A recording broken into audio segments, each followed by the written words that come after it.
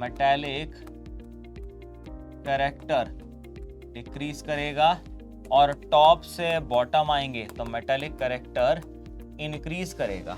ठीक है, था कि n की वैल्यू कितनी होनी चाहिए 1/2 होनी चाहिए। अरे IUPAC नोमेनक्लेचर के बारे में पूछा है, कोई दिक्कत नहीं है। इसका मतलब मुझे देखना पड़ेगा कि इसका एटॉमिक नंबर क्या है। Metallic character decreases and non metallic character increases on moving from left to right. बिल्कुल सही बात है, लेफ्ट से राइट जब जाते हैं तब मेटालिक कैरेक्टर कम होता है और नॉन मेटालिक कैरेक्टर बढ़ता है। क्यों?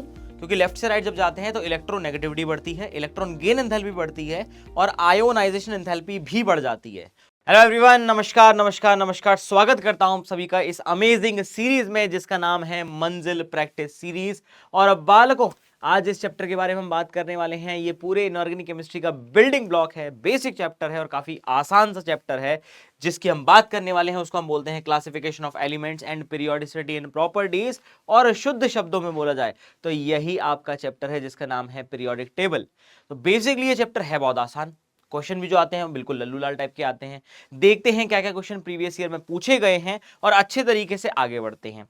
अब देखो, हम क्वेश्चन पे तो आगे बढ़ रहे हैं, कुछ बातें हैं जो मैं आपसे करना चाह रहा हूं, क्वेश्चन की भी बात कर लेंगे। याद रख लेना कि आप जैसे जैसे आप प्रिपरेशन में आगे बढ़ रहे हो, हर एक चैप्टर को कंप्लीट करते हुए चल रहे हो, आपको चैप्टर की अहमियत का पता होना बहुत जरूरी है। क्योंकि क्वेश्चन आसान आने वाले हैं, आप लोग करने में कैपेबल होने चाहिए हो। तो जितने भी कॉन्सेप्ट आपको पढ़ाए जा रहे हैं बहुत ध्यान से उनको समझिएगा और उनको अप्लाई करने का ट्राई कीजिएगा।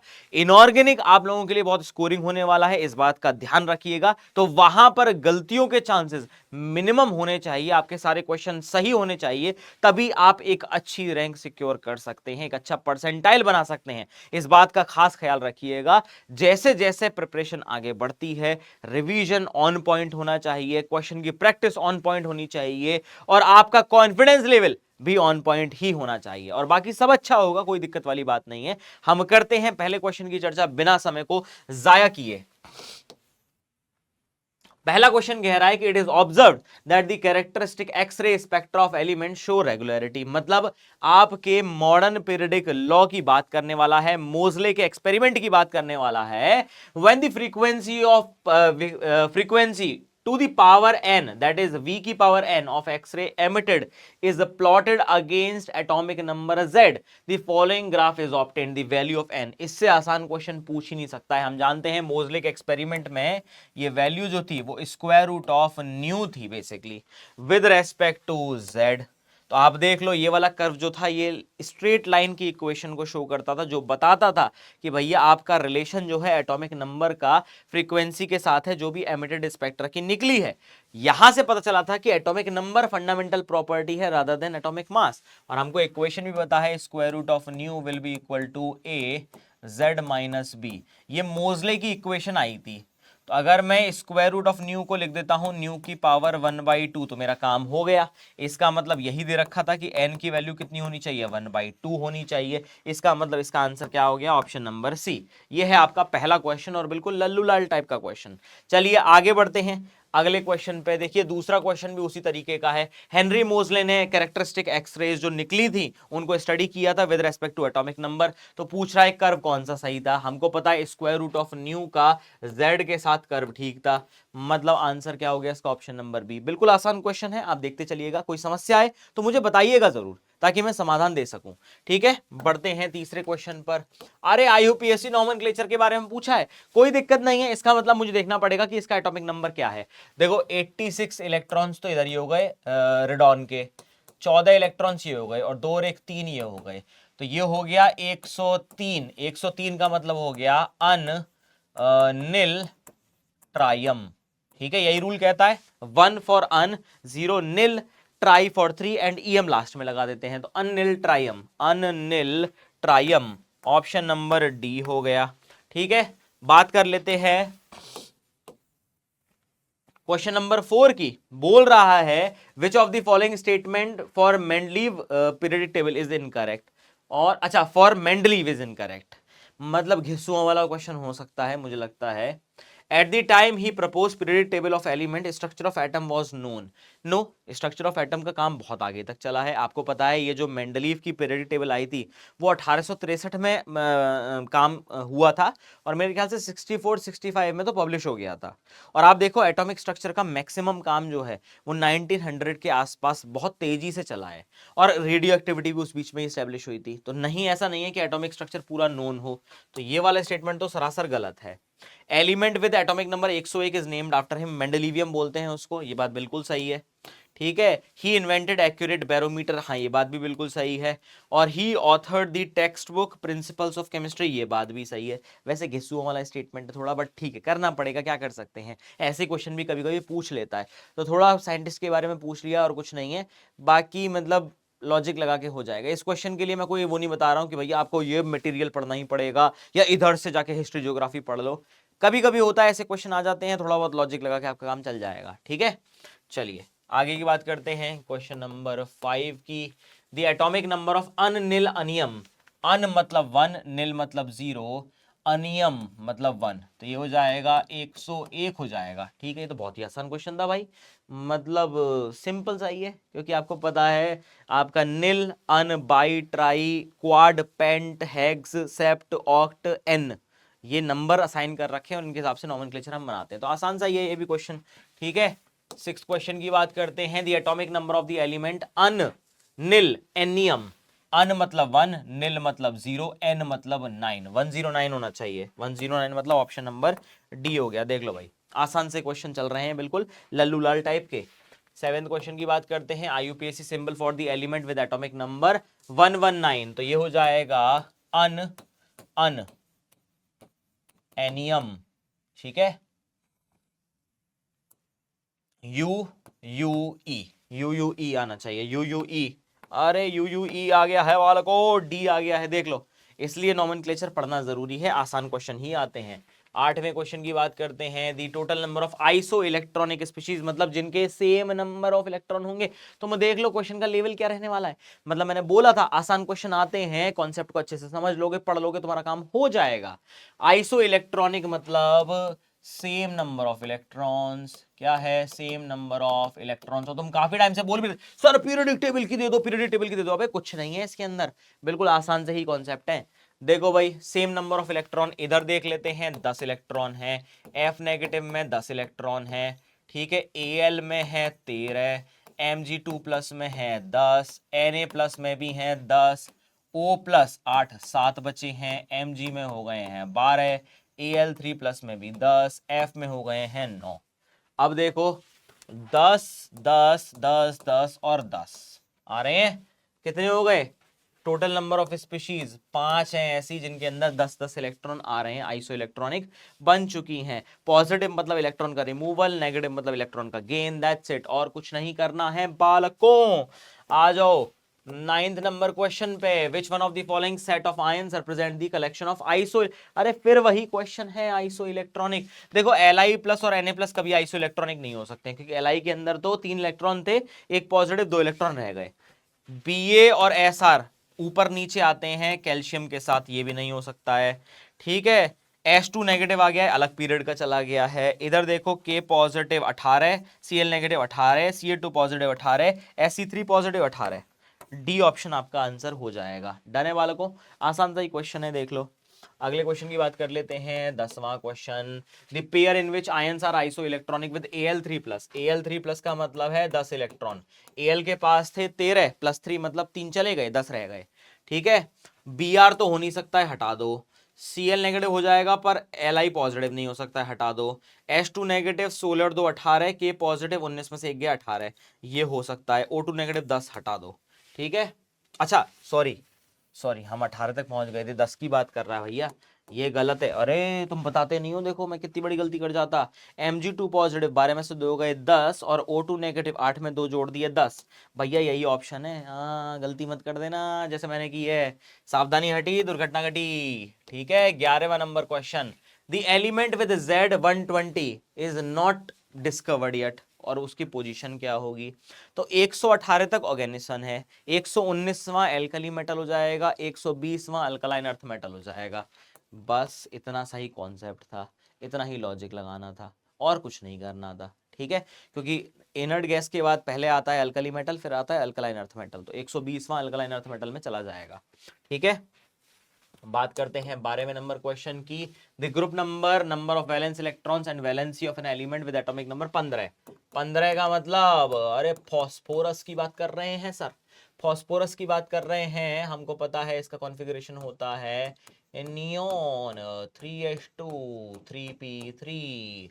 इसका मतलब इसका क्या क्या पूछा है, इसका पूछा है ग्रुप नंबर, तो पी ब्लॉक का एलिमेंट है, 15वां ग्रुप हो गया। ठीक है, क्योंकि इसमें कैसे निकालते हैं ग्रुप नंबर, आपको भी पता है लॉजिक, कि अगर पी ब्लॉक का एलिमेंट है तो 10 प्लस एनएस के इलेक्ट्रॉन प्लस एनपी के इलेक्ट्रॉन, एनएस एनपी के इलेक्ट्रॉन तीनों दो 5 हो गए और 10 जोड़ दिया, 15वां ग्रुप आ गया। ये तो हो गया इसका ग्रुप। ठीक है, अगला क्या पूछा है, नंबर ऑफ वैलेंस इलेक्ट्रॉन, तो बाहर की तरफ वैलेंस इलेक्ट्रॉन कितने हैं सर, वो 5 दिख रहे हैं, और वैलेंसी हम जनरली बोलते हैं इसकी कितनी जाएगी, 3 जाएगी, 3 बॉन्ड बनाने में कैपेबल है। वैसे तो आप देखोगे ऑक्सीडेशन स्टेट तो +5 तक जाएगी, बट इस केस में 3 तक ही जाएगी, तो 15 5 3, 15 5 3, लो भाई ऑप्शन नंबर सी आ गया। 13वां, the isoelectronic set of ions, isoelectronic फिर से वही, देखो Li प्लस आ गया पहले ही हटा दो, Li प्लस आ गया पहले ही हटा दो, Li प्लस आ गया पहले ही हटा दो। इधर देखो 7 और 3 10, 8 और 2 10, और 9 और 1 10, और 11 माइनस 1 10, डी है भैया अपना। ठीक है, आसान सा क्वेश्चन था। आ जाओ बालकों 14वें नंबर क्वेश्चन पे। दो स्टेटमेंट दे रखे हैं, decrease in first ionisation enthalpy from B to Al is much larger than that from Al to Ga. बिल्कुल सही बात है, क्योंकि हमको पता है अगर इसको ग्राफिकली हम रिप्रेजेंट करते हैं, ये मैंने क्लास में भी कई बार डिस्कस किया और आप लोगों ने पढ़ भी रखा होगा। ठीक है, तो ये बोरॉन आता है सबसे टॉप पे, फिर उसके बाद डिक्रीज करता है आपका एल में, जीए में ये फिर से इंक्रीज करता है, आईएन में ये फिर से डिक्रीज करता है, और थैलियम में ये फिर से बढ़ जाता है। तो देखो ये जंप बहुत बड़ा है, ये जंप बहुत छोटा है, बिल्कुल सही बात है। ठीक है, और the d orbitals in Ga are completely filled, Ga में होते ही है 31 इसका एटॉमिक नंबर है, तो जिंक के बाद आता है, तो डी इसका पूरा भरा हुआ है, ये बात भी बिल्कुल सही है। इसका मतलब क्या है, both statement 1 and 2 are correct, absolutely correct, बिल्कुल सही है। तो 14 क्वेश्चन का आंसर क्या हो जाएगा बालकों, बी हो जाएगा। ठीक है आगे की बात कर लेते हैं, 15वें क्वेश्चन की बात करते हैं। फिर से असर्शन रीजन दे रखा है कि energy required to form Mg2+ from Mg is much higher than required to Mg+। बिल्कुल सही बात है, क्योंकि आप देखो Mg से Mg+ बनाऊंगा ये लगेगी IE1, और इससे अगर मैं Mg2+ लगाऊंगा तो बनेगी IE2, और अगर मैं Mg से Mg2 डायरेक्टली बनाता तो it is the summation of IE1 plus IE2 हो जाएगा, तो डेफिनेटली वैल्यू ज्यादा होगी, ये बात बिल्कुल समझ में आती है।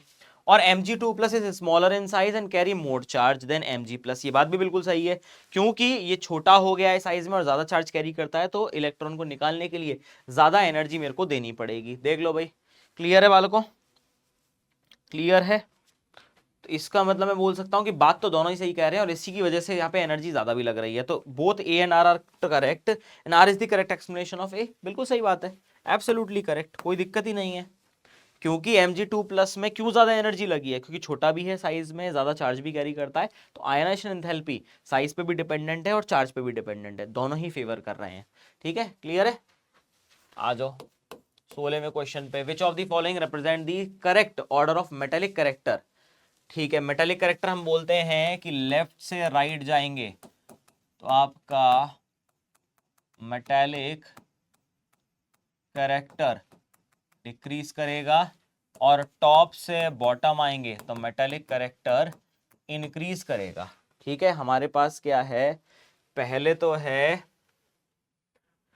देखो पोटेशियम थर्ड पीरियड में आता है, नहीं first second third fourth period में आता है, तो सबसे ज्यादा पोटेशियम दिखाना चाहिए। ठीक है, फिर मैग्नीशियम, और देखो ये दोनों में से कोई भी एक सही हो सकता है। फिर अगर मैं मैग्नीशियम और सिलिकॉन की बात करूंगा, सिलिकॉन कम दिखाएगा, मैग्नीशियम ज्यादा दिखाएगा, और मैग्नीशियम बेरिलियम में से कहूंगा तो बेरिलियम कम दिखाएगा, मैग्नीशियम ज्यादा दिखाएगा, क्योंकि नीचे की तरफ आए हैं। तो मेरे हिसाब से ऑप्शन नंबर ए जो है वो करेक्ट सूटेबल है, क्योंकि सिलिकॉन में सबसे कम होना चाहिए मेटालिक करेक्टर और पोटेशियम में सबसे ज्यादा होना चाहिए। तो मेरे हिसाब से आंसर आ जाएगा ऑप्शन नंबर ए। कॉन्सेप्ट यही कह रहा है बस, और कुछ नहीं है। क्लियर है? ठीक है, आ जाओ। क्वेश्चन नंबर 17 कह रहा है difference between the electron gain enthalpy will be maximum for. Difference की बात कर रहा है। देखो मुझे ये पता है कि Cl के केस में ये होती है मैक्सिमम नेगेटिव, ठीक है। और अगर मैं देखूं नियोन आर्गन, तो नियोन के केस में होती है ये मैक्सिमम पॉजिटिव। तो बस इन दोनों केस में सबसे ज़्यादा डिफरेंस आएगा। तो अगर नियोन और क्लोरीन दे रखे हैं तो मेरा काम हो गया, नियोन क्लोरीन दे रखे हैं, हो गया काम। बस इतना सही कॉन्सेप्ट था भाई, ये तुमको पता ही है। ये चीज़ें याद रखनी है, बिल्कुल ठोस हैं, इंपॉर्टेंट है। हम बताते भी हैं कि पीरियोडिक टेबल में भैया क्लोरीन जो है सबसे बढ़िया बेहतरीन इलेक्ट्रॉन गेन एंथैल्पी दिखाता है, ठीक है। और नोबल गैसेज में नियोन की सबसे हाईएस्ट पॉजिटिव होती है, ठीक है। चलो भाई बात करते हैं 18वें क्वेश्चन की। इन एलिमेंट में correct order of first ionization enthalpy. अब यहाँ डिस्क्रिपेंसी बहुत सारी आती हैं। देखो अगर मैं टेक्निकली देखूंगा, लिथियम की आएगी सबसे कम, फिर उसके बाद आएगी बोरॉन की, फिर आएगी बेरिलियम की। क्यों? यहाँ पर काम करता है पेनिट्रेशन इफेक्ट और पेनिट्रेशन पावर, क्योंकि बेरिलियम में इलेक्ट्रॉन निकलेगा 2s से और यहाँ निकलेगा 2p से। तो सेम शेल के अंदर अगर 2s 2p की बात करते हैं तो s is closer to nucleus, जहां से एनर्जी ज्यादा लगेगी निकालने के लिए, ठीक है। उसके बाद आ जाओ, फिर आपका चलेगा नॉर्मल कार्बन, फिर आएगा ऑक्सीजन और फिर आएगा नाइट्रोजन। यहां पे आ गया हाफ फिल्ड कॉन्फ़िगरेशन, और फ्लोरीन दे रखा है तो फ्लोरीन सबसे लास्ट में होगा। तो फ्लोरीन के बाद आएगा नाइट्रोजन, फिर ऑक्सीजन, फिर कार्बन, फिर बेरिलियम बोरॉन। सी ऑप्शन दिख रहा है, देख लो भाई, सी ऑप्शन है। डन है? क्लियर है? चलो भाई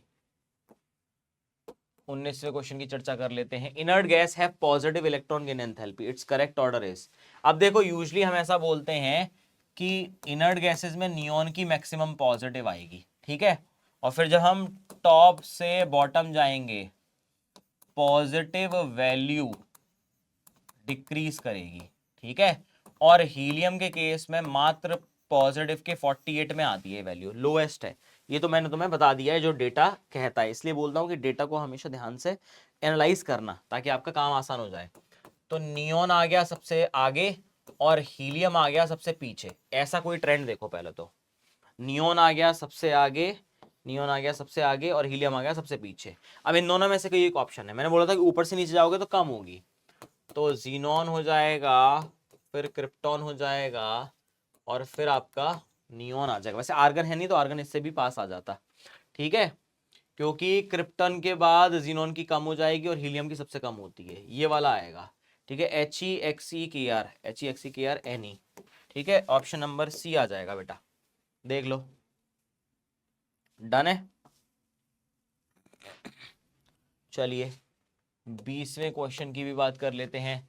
इंक्रीजिंग आयनिक रेडियाई की बात कर रहा है, तो आपको पता ही है कि नेगेटिव चार्ज बालकों जब इंक्रीज करेगा तब साइज करता है इंक्रीज, और जब पॉजिटिव चार्ज जो है बालकों वो इंक्रीज करता है तब साइज करता है डिक्रीज। बस इतना सा याद रखना है, आपका काम हो गया।